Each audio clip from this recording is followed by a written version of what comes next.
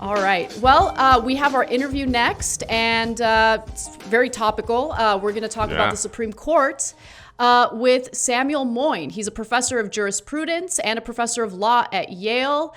Sam, thank you so much for joining us. Thank you for having me. Nice to be with you. Wait, Yale is one of the good ones, right? I hope there are some good apples in some of these barrels. So I'll start off with, what's currently happening with the Supreme Court and how Donald Trump is very likely to choose Amy Coney Barrett as his Supreme Court nominee. And so there have been a bunch of reports about what Congress can do, specifically what Democrats can do to try to, utilize procedural rules to prevent this vote from happening.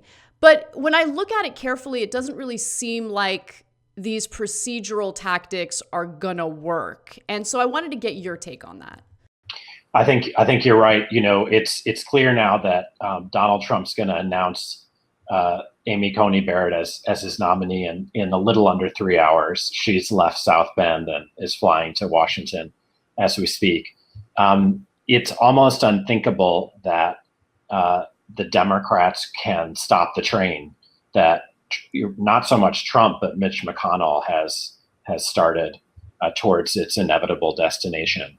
Once the filibuster was eliminated for judicial appointments and then for Supreme Court confirmations, it just takes 50 votes, and there are various procedural votes, like the vote to calling for cloture, but as long as McConnell keeps his caucus together, and it seems like he has over 50, won't even need Mike Pence's vice presidential vote to break a tie, he can overcome all of those hurdles. So, we're going to have a big national debate now about Judge Barrett, but I think it'd be better to step back and think about what the left, including liberals, should think about the Supreme Court and this repetitious, psychodrama we have whenever it's time to replace a justice. Yeah, and I want to kind of ask about that because I think that this one is going to be so traumatic to a lot of liberals that some of them are even seriously talking about even things that are like court packing, which would have been unthinkable like 20 years ago. Like, what's your general take on that? Well, so there are a couple of things that are happening, with generational change, this show, so many other, amazing contributions. The left is rising, and Mitch McConnell knows it. The liberals have maintained this kind of waning faith in a centrist or neutral Supreme Court, but it's not been credible for many years. But at least as long as Chief Justice John Roberts switched sides once in a while, or another justice surprised them, they could always come back and live in the illusion. But this appointment will make for 6 conservatives. And there are just going to be many more bad decisions for liberals. The background, though, is that you just discussed this.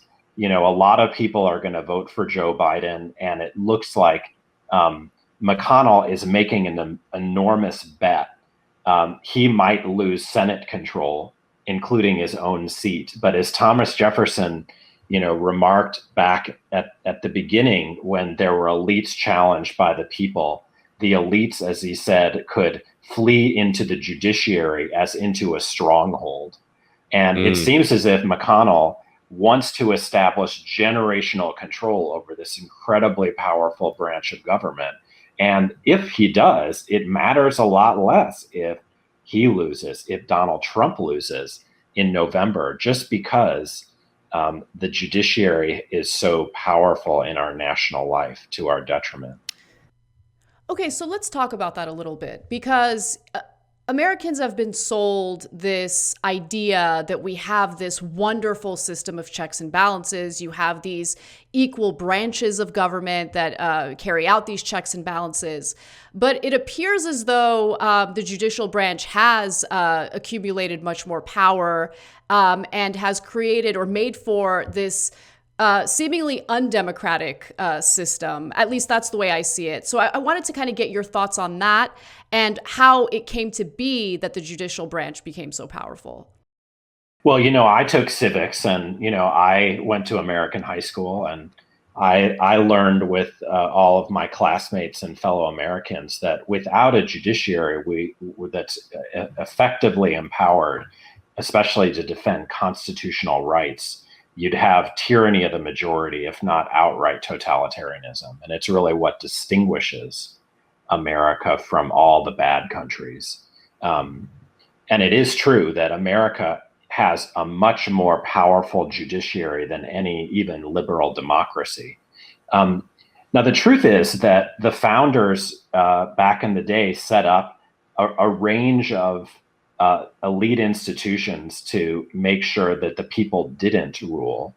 And we're very familiar now with the Electoral College and indeed the Senate, which shifts so much power away from majorities.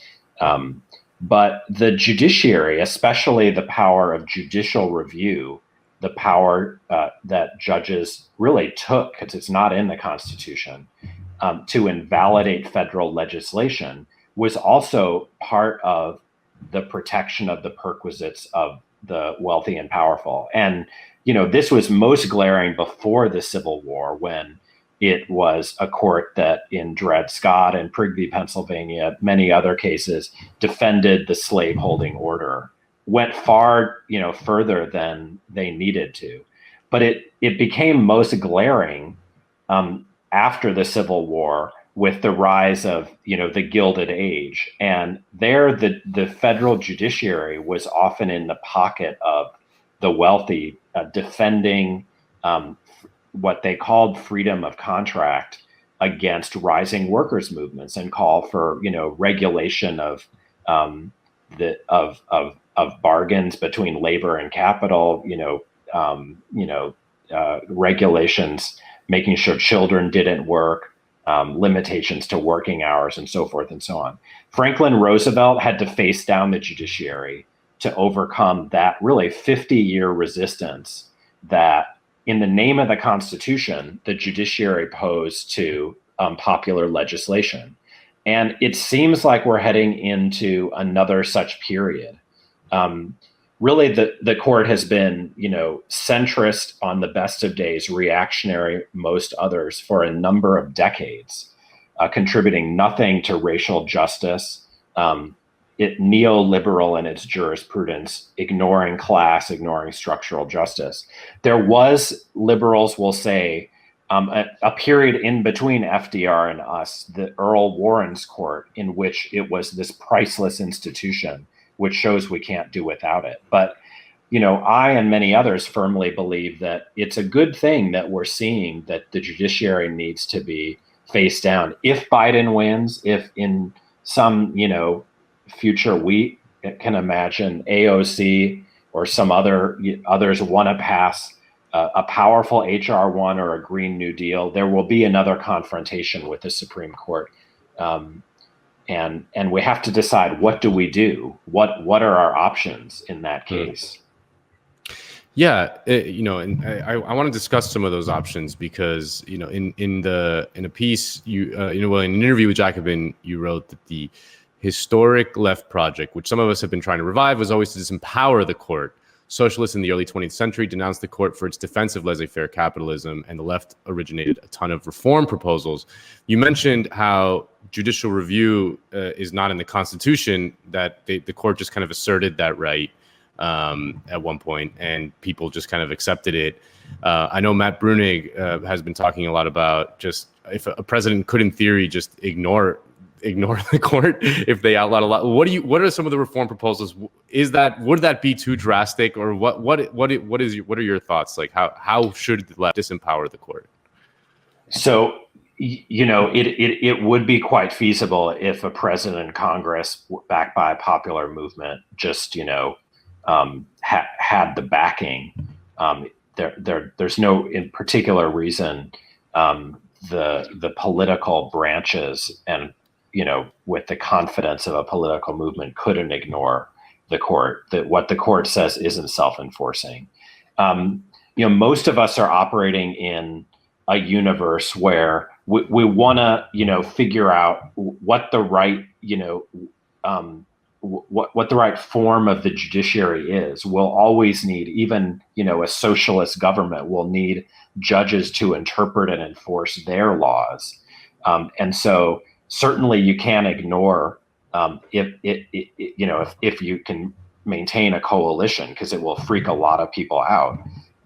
But sooner or later, you need to have a constructive program. And there are really two other alternatives beyond just ignoring the court. One is court packing, which a lot of people have had on the brain really since Mitch McConnell ignored Barack Obama's last nomination, and eventually, once Trump was elected, put Neil Gorsuch on the court. And it's basically Franklin Roosevelt's old solution. It didn't go through in 1937 when Franklin Roosevelt proposed it, but it's like burned in our memory. And a lot of folks want to get the court back by putting some liberal justices on the bench to kind of counteract and negate the ones that Trump has gotten up there. The trouble is that the baseline sucked. And the baseline of the power the court exercises is intolerable. So getting some liberals up there, it might lead to better results from case to case, but not in the long term, because you haven't really thought about, design. How do we design a democracy in which we don't shunt so much power to a council of elders to kind of censor our laws? So that's where we get into other proposals than court packing. And, I'm not advocating one, but I'm just arguing that we need to look at reforms that just make the court less powerful. Like most courts, most places on earth that have a role, but don't have the role that they've been given in the United States, which is basically to rewrite the law, sometimes on behalf of the wealthy and powerful. So examples would include, if Congress passes an exciting law like H.R. 1 or the Green New Deal bill, it could include in the law a provision that it can't be challenged in the federal courts. We could also kind of more creatively try to insist that the Supreme Court decide a certain number of cases under a supermajority rule. Right now, 5 people can invalidate Obamacare or big parts of it, and actually because it's because of Ruth Ginsburg's death, the whole law may fall now for reasons we can get into.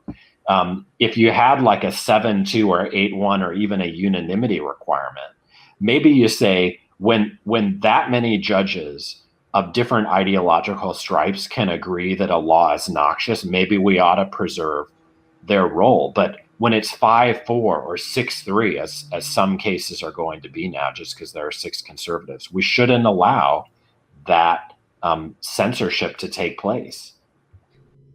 That supermajority argument is really interesting, and I haven't heard a lot of people make it. Is that something that's really been discussed seriously? Because, of course, I've heard a lot about packing the courts. Ro Khanna, for instance, Congressman Ro Khanna, he's proposed term limits, 18 years, rather than allowing people to have these lifelong, roles in the Supreme Court. Has anyone considered maybe changing the way these decisions are handed down by focusing more on a supermajority as opposed to a simple majority? Absolutely. The remedies I'm discussing, which are, let's call them the disempowering remedies, are actually the ones that the socialists devised and argued for in, the 1920s and 30s. It's kind of confusing why court packing would have become so prominent, but for the fact that it's just so famous in the history of the Democratic Party.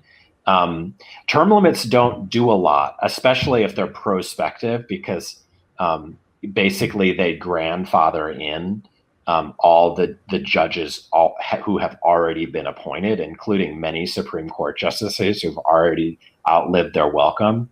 And with a lot of these folks, if you started them on an 18-year clock, well, that's almost as bad as what we've got now. It'd be fine if you said, Amy Coney Barrett can only serve 18 years, but consider the damage that the Supreme Court is going to do in that period. So term limits is has made the rounds in the past 25 years, partly because it's so weak a remedy. Court packing has been talked about, really recently, and it's gained traction. And some of us want to, kind of dredge out these older, we think better solutions. Now, note you could use them in tandem. I mean, I think it's almost certain that if Biden wins and the Senate changes hands, there will be some kind of court packing. It'll probably be modest because Biden is modest. He's actually condemned court packing. But if Amy Coney Barrett gets up there, I can't imagine that there won't be a lot of people who want to add 2 seats to the Supreme Court, but that doesn't mean you can't disempower the institution too, because you have not just short run goals, but long run goals. And again, putting 2 people up there who are Democrats kind of creates the status quo ante Gorsuch, but it was already terrible. And the court's been the most business friendly court in 100 years, and that's been for decades.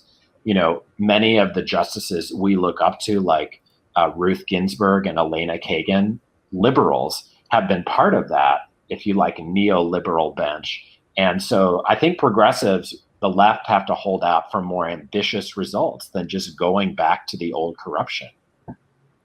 You've mentioned the FDR court packing episode a couple times, and it's such it's so ingrained in the liberal conventional wisdom that when FDR attempted the court packing, it was just this hubristic overreach. It was an unmitigated disaster. Don't ever try that again. Even FDR, the greatest man, to ever do the presidency, couldn't pull it off. Don't touch the court. It's like kryptonite. Is that an accurate read of the history of what happened in the 1930s with FDR, the sort of conventional wisdom that, this was just kind of, something that you should never touch again? No. It's true that in the end, the Congress refused to approve FDR's court packing plan, but it was an incredibly, contingent thing, near miss. An Arkansas senator named Joseph Robinson dropped dead a couple of days before the vote, and that meant it didn't come to pass. But actually, even by that time in the summer of 1937, the court had shifted. So a lot of the talk around these reforms is, well meant by people like me, but a lot of others may want to treat all of this talk as creating a credible threat for the justices in hopes that they will move a little bit. My trouble with that is that Roberts already does move on occasion. What he mostly cares about, aside from right-wing results, is the institutional standing of the Supreme Court. And the fact that he changes sides in a couple of cases, leaves the overall output of the Supreme Court still totally unacceptable. And there's also this kind of deeper political question. Even if they get to some right answers on occasion, do we want to shift democratic power to this Council of Elders? Congress has really, abandoned its role in our lifetimes because it's been able to get judges to, do its dirty work. And that's just not democracy as I understand it, and I hope a lot of others. So, court packing could work no reason why not, especially if it's a modest plan. And it could also work as a threat that lead the justices, as happened in the 1930s, to change their tune. The justice had condemned the New Deal before 1937 and then approved it and said it was compatible with the Constitution. So that was understood to be a huge win. And Roosevelt, in a brilliant address on Constitution Day in fall 1937, like took a victory lap. If you want to read one document about kind of, you know, what the left should think about the Supreme Court, read it. It's online. In it, he says, we should care about the tyranny of the minority backed up by the Supreme Court, not just the tyranny of the majority against minorities. So I think we're back in a situation. Maybe court packing has a role, but even if it does, if we don't disempower the court, it'll come back to haunt us. You know, I love the point that you're making about Congress basically allowing for the Supreme Court to do its dirty work. I think that's part of the reason why you see Congress enjoy such a low approval rating. But, you know, one of the things that really stood out to me, it was a recent Twitter thread you put out.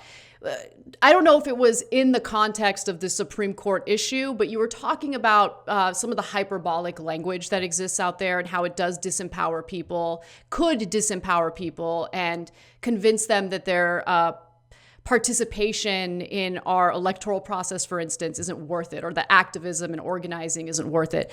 So I agree with you on that point. But at the same time, it's really interesting to see what the hyperbolic language focuses on when it comes to the Supreme Court. A lot of it is about what's going to happen to reproductive rights. And to be fair, I think that's a legitimate concern, especially with Amy Coney Barrett's, past statements about reproductive rights and things like that. However, the issue that comes up over and over again with the Supreme Court, even without Amy Coney Barrett's participation in the Supreme Court, is how often the Supreme Court protects corporate interests. And so what I'm actually much more worried about, what I think is more likely to happen, and maybe I'm being naive on the reproductive rights issue, is that they're going to strike down the Affordable Care Act, and Americans with pre-existing conditions have no protections at all. So can you just weigh in on that a little bit? Because I just think that that's more of a threat, and there's virtually no hyperbolic language on that. Yeah, no, great question. You know, that tweet storm that you're citing was not about the Supreme Court. It was actually about kind of the fears of a coup now on election day that have kind of haunted a lot of folks really since the day Donald Trump was elected the first time. And I'm not going to defend Chris Hayes from Nando's onslaught, but he did retweet and agree with my little tweet storm. There you go. You're raising kind of another set of issues. There's no doubt the Supreme Court has done some good things, and Brown v. Board of Education is at the top of the list. Roe v. Wade is a great feminist breakthrough. But there are a couple of things. First, we don't give out Uzis just because there are imaginable situation in which someone uses an Uzi for a good cause, and those results, maybe should have been achieved in another way, especially since now, to a startling extent, the public schools are resegregated. And the abortion right, where popular majorities don't want it, namely the U.S. South, is almost unavailable practically.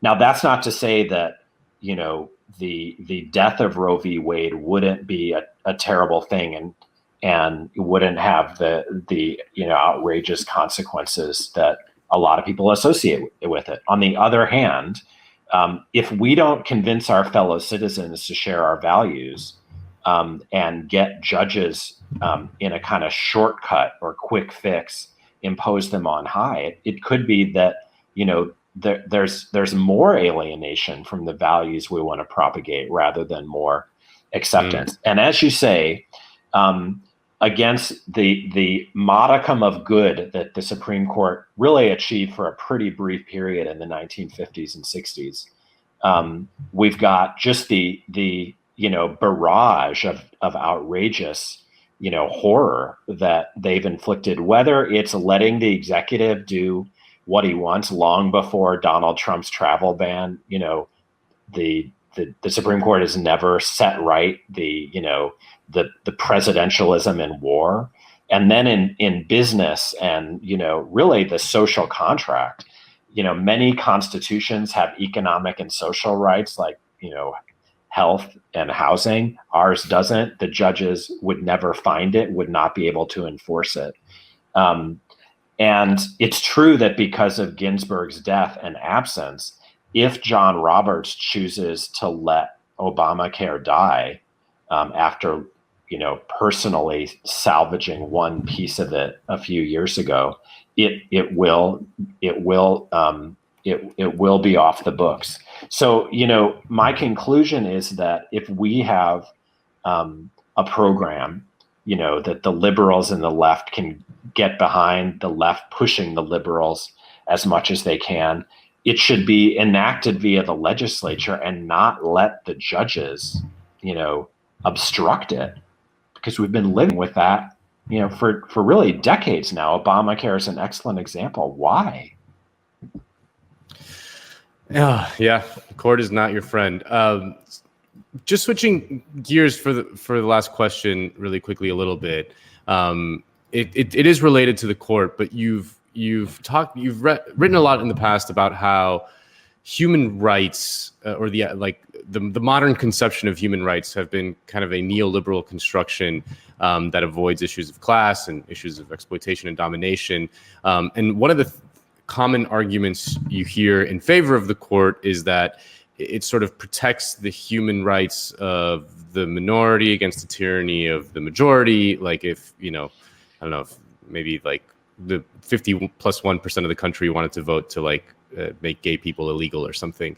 In a different framework in which there was, not this kind of current version of the court, a disempowered court as you're advocating, how would that work? Well, it's true that to the extent we disempower, counter-majoritarian forces, we have to get the majority to advocate, moral policies. But that's already true. And in exchange for creating this insurance system against, the excesses of majorities, actually, the court has helped the wrong minorities. So it's undoubtedly true that the court has played a big role in let's call it, in Marxian terms, formal emancipation. It's made African Americans equal on paper. It's made women and more recently homosexuals equal on paper, including giving them the right to marry same sex. And yet, it's all done in a class-free way that undermines the very equality that it's intended to promote. And on the other side of the ledger, it's reinventing all of the rights that in the abstract we do care about to favor the powerful few. Free speech, which we think would die absent a powerful court, has been perverted into a protection of the wealthy in cases like Citizens United, into a union-busting principle in a case like Janus. Freedom of religion, which we can debate, has been interpreted by the current Supreme Court as a device to limit the sway of anti-discrimination law in cases like Masterpiece Cake Shop. So what you get is formal equality with the one hand and, neoliberalism and reaction with the other. And neither one is contributing to structural equality. So that's on us. And, we create our political world. And I think we should have learned by now that, asking our grandparents to kind of keep us honest is not the way to go. They're not going to help us, and they will hurt us. All right. Samuel Moyn, thank you so much for taking the time to speak to us, to have this thoughtful conversation. I hope you'll come back soon. Oh, anytime. Nice to meet you all.